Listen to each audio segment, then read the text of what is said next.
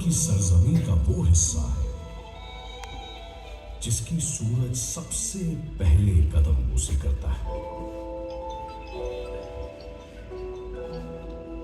अरुण अर्थात सूरज की पहली सरगर्मी का अड्डा है ये। इसीलिए इसको अरुणाचल कहते हैं।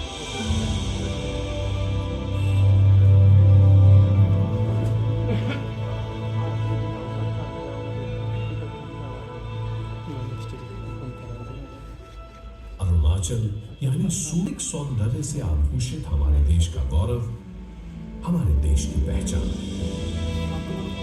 यहाँ के मठों से आते बौद्ध भिक्षुओं के मंत्र जाने कितने गुमराहों को मंजिल तक पहुंचाते हैं। अमन यहाँ का एक छत्र राजा है और प्रगति और समृद्धि इसके दरबारी। अमन यहाँ का राजा है क्योंकि इसकी निगहबानी हम करते हैं। हम इसके प्रहरी हैं। हम यानी कि तवांग में तैनात हिंदुस्तानी सैनिक। हम यानी जज्बे और बहादुरी के वो पुतले जिसके रोम रोम में बसा है हिंदुस्तान, हिंदुस्तान और सिर्फ हिंदुस्तान।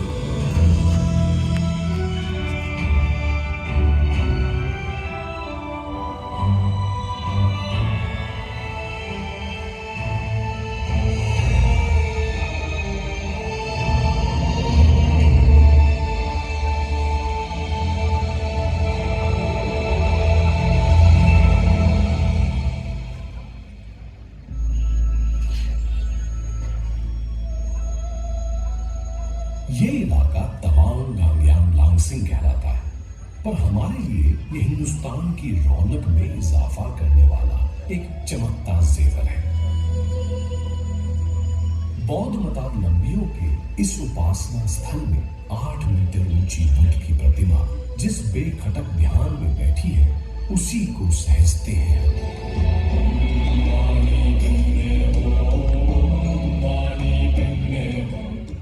भिक्षु रोटेटिंग मिल के सामने अपनी प्रार्थनाओं में यहाँ जिस चैनो अमन की मुराद रखते हैं, जिस शांति का दिया वो जलाते हैं, उसी के रक्षक हम हैं।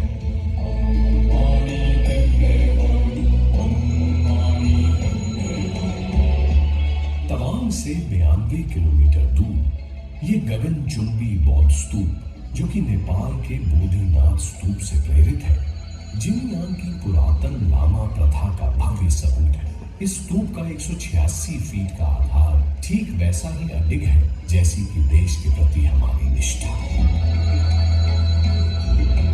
यहाँ हर पल मुस्तैद हैं हम, क्योंकि यहाँ हवा में लहराता बौद्ध स्तूप का जो कीर्ति पताका आसमान से खुशगप्पियां कर रहा है, इसे यूं ही बेफिक्री की आजाद हवा में लहराते देखना चाहते हैं।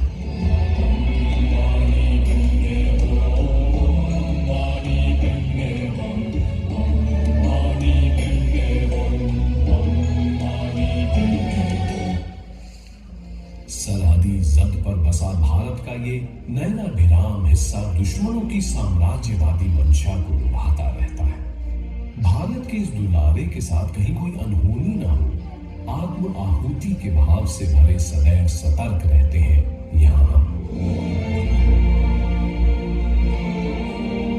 आइए आपको बताते हैं और भी वो वजह जिन्होंने हमें इस इलाके का शहदाई बना दिया है। ऐसी ही एक वजह है शुंगितसर झील, जिसे माधुरी झील के नाम से भी जाना जाता है।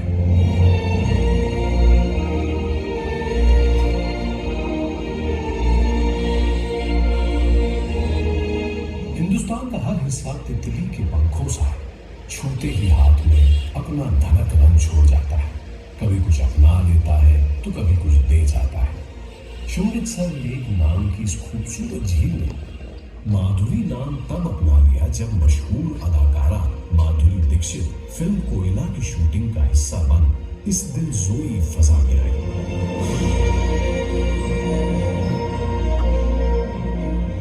भूकंप से निर्मित इस झील में पुराने खुश्क दरख्त यूं खड़े हैं मानो सावधान की मुद्रा में हम सेना के जवान खड़े हैं।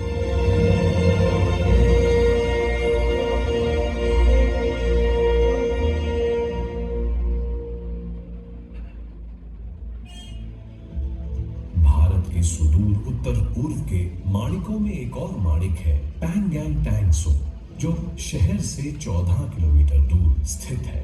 ये झील नहीं है, एक नाज़नीन है जिसे रंग बिरंगा पहराहन पहनने का बड़ा शौक है।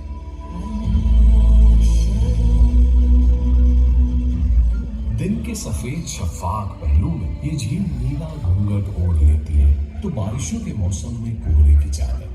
अक्टूबर के महीने में फूल इसके लिबास में रंग बिरंगे गोटे टांगते हैं तो सर्द हवाएं इसे बर्फ का उजला दुशाला पहना जाती है।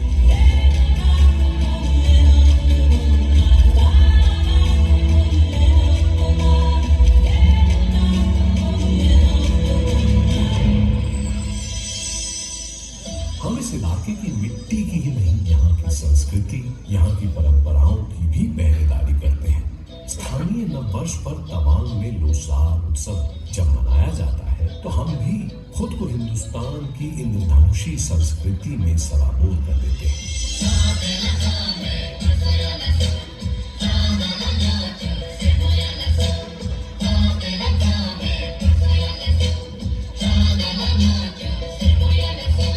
तवांग की स्थानीय जनजाति की मोनपा संस्कृति के पारंपरिक नृत्य संगीत से ताल मिलाकर हम भी खूब नाच गाते हैं और थिरकते थिरकते करते हैं उस मान्यता को मजबूत जो कहता है कि हिंदुस्तान अनेकता में एकता, मेलों मिल्लत मोहब्बत और खुलूस वाला देश है। नृत्य गायन और प्रतियोगिताओं के मीठे समर से लदा तवांग उत्सव का जो छतनार पेड़ आज खड़ा है उसका बीज बोया गया था 16वीं शताब्दी में। और तवांग संस्कृति का तो कहना ही क्या, ये संस्कृति हम भारतीय सेना के जवानों की तरह ही जीवट है जो जाने कितने विप्लवकारी सदियों के गलियारे लांघकर हम तक आई है।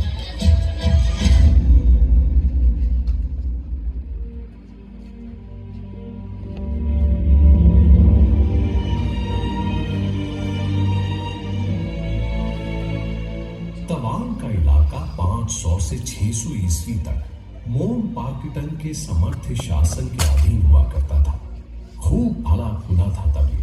फिर यहाँ की सरजमी पर धीरे धीरे तिब्बत और भूटान की हुकूमत काबिज हो गई। 1844 में ब्रिटिश यहाँ के हुक्मरान बन बैठे। ब्रिटिश इलाकों के बाजारीकरण में माहिर थे। तवांग का वो इलाका जो हिमछादित पहाड़ों की ओट और हरियाली पेड़ों की झुरमुट में छिपा बैठा था उसे दुनिया के सामने जाहिर कर दिया इन ब्रिटिश हुक्मरानों ने। नतीजन इस दिल फरेब इलाके का दीदार करने हजारों की तादाद में सैलानी यहाँ मरने लगे। खूबसूरत तवांग पर सिर्फ पर्यटन प्रेमियों की नजरें ही नहीं बल्कि लोभित नजरें भी पड़ने लगी। शायद इसी वजह से ब्रिटिश प्रशासक सर हेनरी मैकमोहन ने सन 1914 में इस इलाके की 890 किलोमीटर की हदबंदी कर डाली जिसे हम मैकमोहन लाइन के नाम से जानते हैं। शिमला अधिवेशन के त्रिगुटीय सम्मेलन में तिब्बत, ब्रिटेन और चीन जिसका हिस्सा थे, इन सभी शिरकतदारों ने भारतीय हदों को परिभाषित करती इस सीमा रेखा मैकमोहन लाइन को अपनी स्वीकृति दी। पर जाने क्यों आगे चलकर चीनियों को ये सीमा रेखा नागवार गुजरने लगी। अपनी आजादी के 3 साल बाद सन 1950 में जब भारत ने इस सीमा रेखा मैकमोहन लाइन को वैधानिक अस्तित्व दे दिया तो साल भर पहले चीनी गणतंत्र का आजाद परचम फहराने वाला चीन और भी भड़क उठा। दोनों देशों के आपसी रिश्तों की तल्खियां समय के साथ बढ़ती रही। 60 के शुरुआती दशक में ये तल्खी अपने परवान पर उस समय आ गई जब तिब्बत के धर्मगुरु दलाई लामा अपने प्यारे वतन पर चीन के आधिपत्य को चुनौती देने की वजह से चीन की आंखों की किरकिरी बन गए और चीन के कहर से बचने के लिए उन्होंने भारत में पनाह मांगी। सदैव सत्य और न्याय का परस्तार रहा उदारमान भारत सत्य के खेमे में खड़े अपने शरणागत को कैसे निराश करता। भारत ने दलाई लामा को अपनी जमीन पर शरण दे दी। भारत ने वो किया जो न्यायोचित था। पर चीन ने भारत पर अमेरिका के साथ मिलकर उसके खिलाफ साजिश रचने का आरोप मढ़ दिया। तत्कालीन भारतीय प्रधानमंत्री जवाहरलाल नेहरू ने पंचशील समझौते की शक्ल में चीन के साथ दर के रिश्ते की तुरपाई करना चाहे।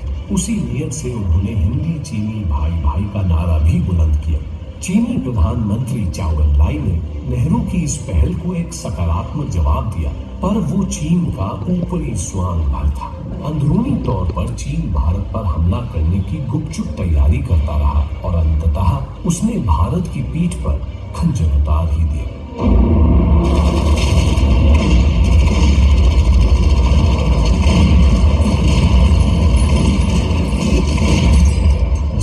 सन 1962 में चीन ने भारत पर औचक्के से आक्रमण कर दिया। भारत शांति और अहिंसा के प्रतिमूर्ति बुद्ध का भी देश था। तांडव करने वाले भीषण रौद्र रूप शिव का भी। बुद्ध के अनुगामी शांति के पैरोकार भारत ने भरसक कोशिश की कि मैत्रीपूर्ण संवाद के जरिए चीन के साथ विवाद का कोई शांतिपूर्ण हल ढूंढा जाए। पर चीन ने जब प्यार का प्रत्युत्तर छल बल से देकर भारत पर युद्ध थोप दिया, तो फिर जगह भारतीय सेना की भुजाओं में बसा भारत का रुद्र।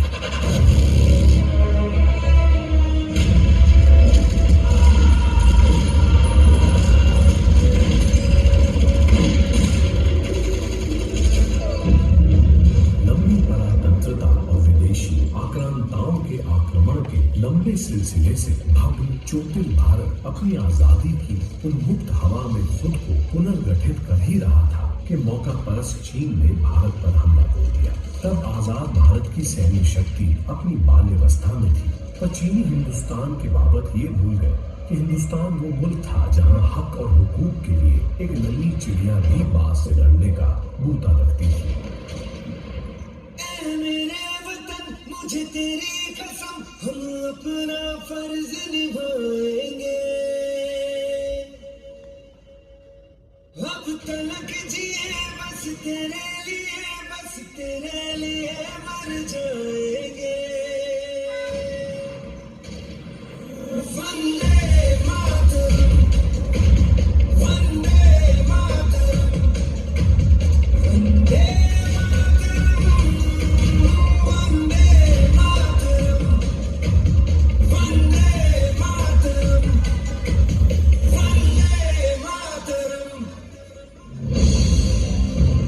बेशक चीनी फौज तादाद और असले में हिंदुस्तानी फौज से अव्वल थी, पर तारीख गवाह है कि युद्ध हथियार से नहीं, ना ही तादाद से लड़ा जाता है।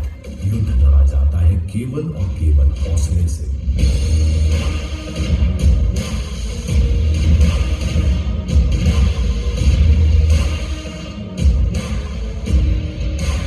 और हिंदुस्तानी सैनिकों का सीना तो हौसले का सबसे बड़ा सरनामा रहा है।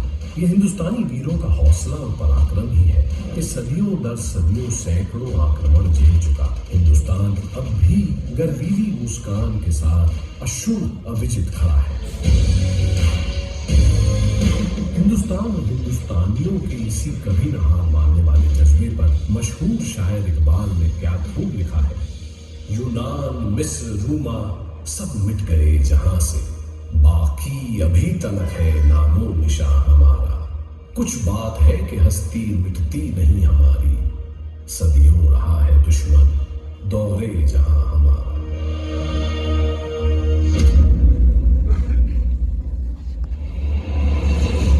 इतिहास के पन्नों में हुमकने वाले कवियों और शायरों की रचनाओं में गर्व से हिंदुस्तानी पराक्रम का एहसास चीनियों को भारतीय सेना ने तब कराया जब मारक टैंकों से लैस चीनी सेना की भारी तादाद भारत को रौंदने का मंसूबा ले भारत की जमीन पर आ पहुंची।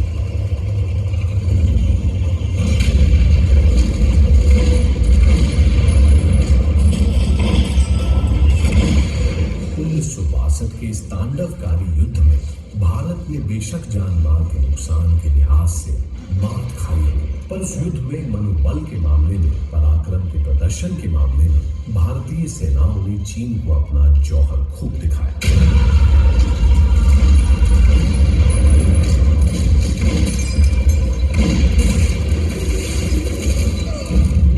तवांग ऐसे होकर चीनी फौज भारत की संप्रभुता तो अपने बूटों तले रौंदना चाहती थी, पर इससे पहले कि यहाँ तक पहुंचे 7 इन्फेंट्री ब्रिगेड के ब्रिगेडियर जेपी दलवी के दिलेराना नेतृत्व में कामिन सेक्टर तिस्बल के जाबाज फौजी नाम का चुन नदी पार कर चीनी फौजियों के सामने ऐसे खड़े हो गए जैसे झंझावत के सामने कोई अटल अडिग पर्वत खड़ा हो जाता है।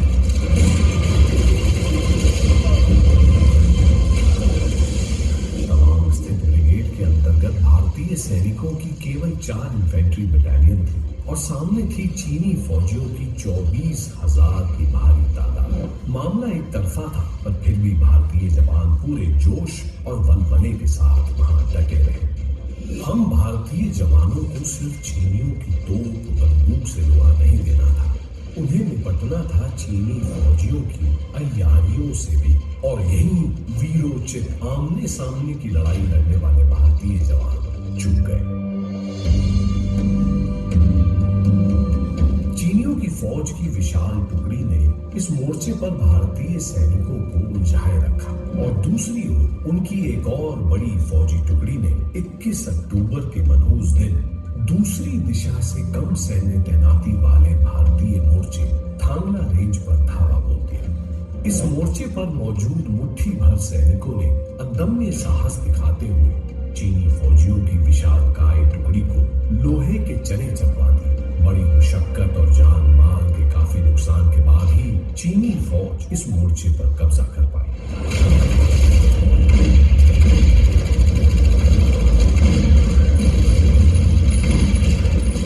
चीनी फौज ने थांगला रेंज की ओर से हम पर जोरदार हमला कर दिया है। मेजर पद के नेतृत्व में हमारे जवान उनके नाकाम मंसूबों को जमकर चुनौती दे रहे हैं। हमने काफी नुकसान पहुंचाया है, पर हमारे भी कई जवान शहीद हो गए सर। जब तक भोला पोस्ट पर महावीर प्रसाद जिंदा है, इस पोस्ट पर भारतीय तिरंगा लहराता रहेगा।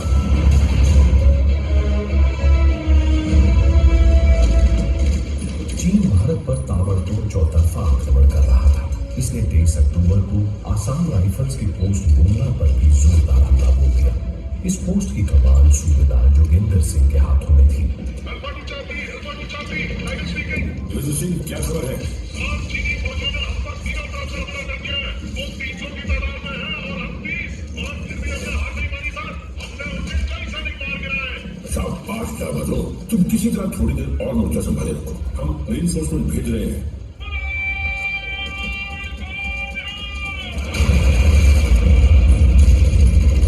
सूबेदार जोगिंदर सिंह ने अपने दिलेर साथियों के साथ मिलकर उस दिन हिम्मत की एक बेमिसाल इबादत लिख दी। दुश्मनों से लड़ते लड़ते उनका गोला बारूद सब खत्म हो गया। बचा तो सिर्फ हार न मानने वाला हौसला।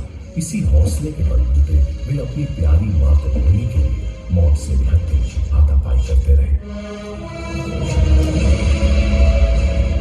जब तक एक भी भारतीय जवान के जिस्म में सांसें उमकती रही, चीनी फौज उस मोर्चे पर एक कदम तक न रख पाई। ये शेर दिल अपने दुश्मनों का दिल दहलाकर जब निष्प्राण हो गए, तभी इस मोर्चे पर चीनी ध्वज लहरा पाया।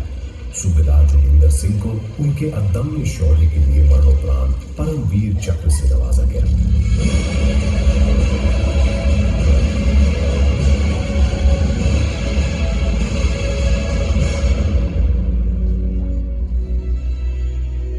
बाद में हिंदुस्तान के इस वीर सुपूत के अत्यंत ही शूरता भरे कारनामे की स्मृति में हुमला में एक स्मारक भी बनाया गया। आज भी उस स्मारक में मौजूद सूबेदार जोगिंदर सिंह की आदम कद मूर्ति गर्व की प्रतीति कराती है।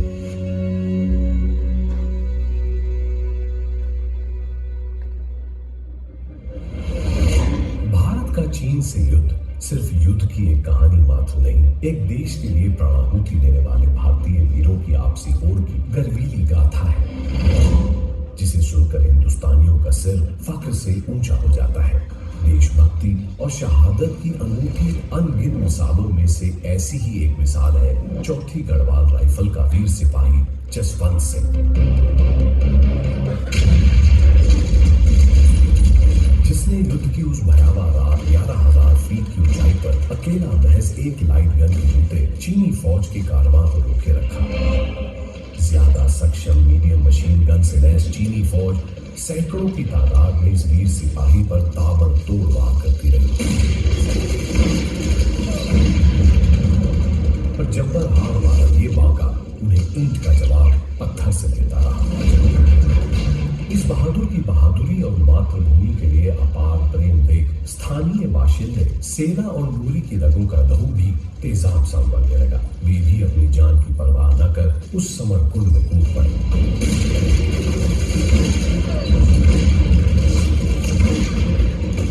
जसवंत सिंह अपनी बंदूक से एक एक कर दुश्मन को बेजान करता रहा और जब जसवंत सिंह की गोलियां खत्म हो गई तो उसने निहत्थे ही चीनी फौज पर धावा बोल दिया।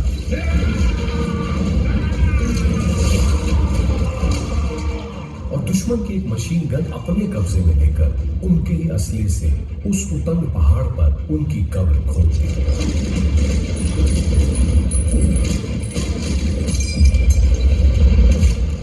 जसवंत सिंह के अदम्य साहस के आगे दुश्मन टिक न सके और 300 चीनी सैनिकों की लाश के रूप में अपनी पराजय का साक्ष्य छोड़ वे भाग गए।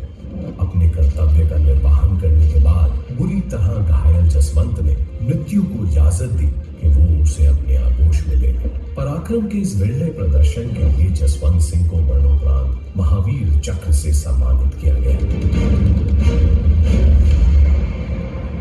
लेकर जाना तेरी पर कतरा कतरा कुर्बान तुझ पर, झुकने न देंगे हम तेरा सर।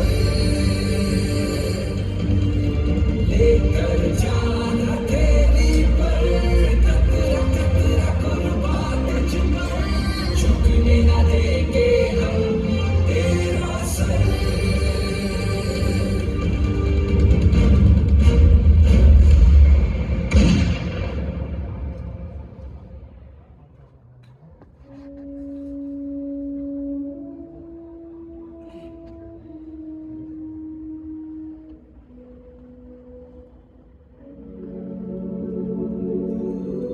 भारत का ये वीर बाका मिटने वाला जज्बा हर हिंदुस्तानी के अंदर देश प्रेम का अलख जगाता रहता है। ऐसे ही कई भारतीय जाबाजों की अद्भुत दिलेरी की कहानी समाए तवांग का नामयांग चोटन विजय स्तूप रेजिमेंट फ्लैग लहराता आन बान शान के साथ खड़ा है। ये सिर्फ विजय स्तूप नहीं है बल्कि हिंदुस्तान के माथे पे लगा वो गौरवमयी तिलक है जिसमें हिंदुस्तान के 2420 वीर सपूतों का रक्त आहूत है। जीवन जब था हमको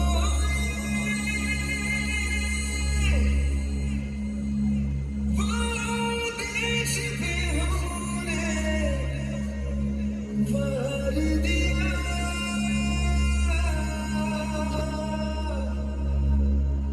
जो कर्ज था अपनी मिट्टी का वो हमने आज उतार दिया।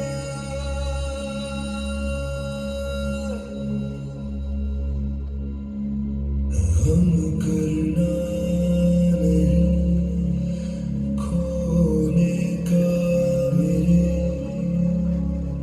मैं सौंप रहा हूँ देश तुम्हें।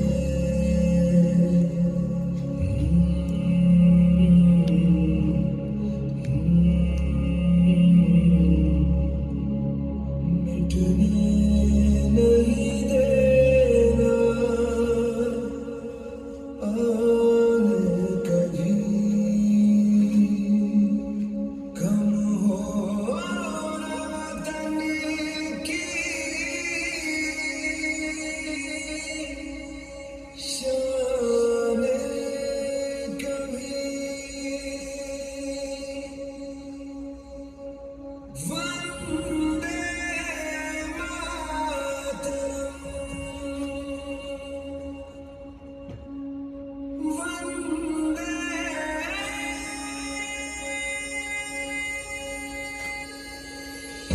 अब तक हुए युद्धों में हिंदुस्तान के हम रणबांकुरों ने रणभूमि पर अपना ऐसा जलवा दिखाया है कि अब दुश्मन हमारे पर बुरी नजर डालने से डरते हैं।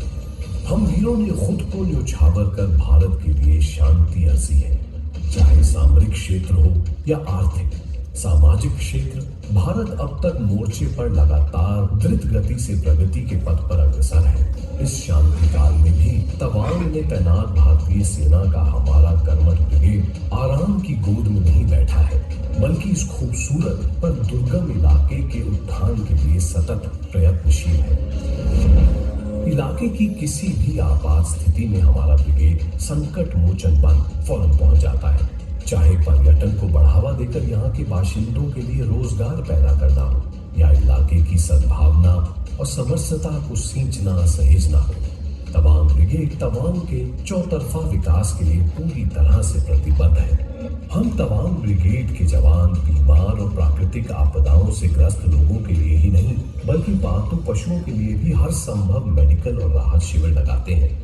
हम जवान सैनिक स्कूलों की परीक्षा के अभ्यर्थियों और सैनिक बनने के इच्छुक किशोरों का मार्गदर्शन भी करते हैं, ताकि युवा पीढ़ी से हम जैसे वतन पर जान निसार करने वाले दीवानों की और खेप आ सके।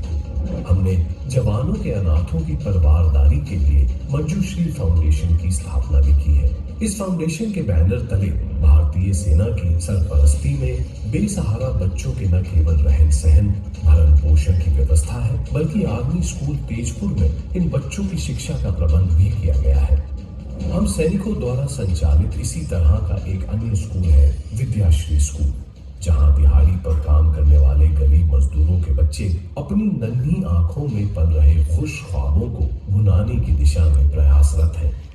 अमन के गुलशन में गुंचों को सहेजते हम सैनिकों को देख ये मत सोचिएगा कि हमारी बाजुएं जंग आलूदा हो गई होंगी। हमने पिछले युद्धों से सबक लिया है कि शांति शक्तिवानों को ही शोभित है, उन्हीं की पहुनाई करती है, और इसलिए हम सजग हैं, सतर्क हैं, अपना बाहुबल बढ़ाने के लिए सतत प्रयत्नशील हैं। दुश्मन चाहे कितना भी बड़ा क्यों ना हो, भुजंग चाहे कितना भी विषैला क्यों ना हो, हम उसका फन कुचलना जानते हैं। जय हिंद। वंदे मातरम।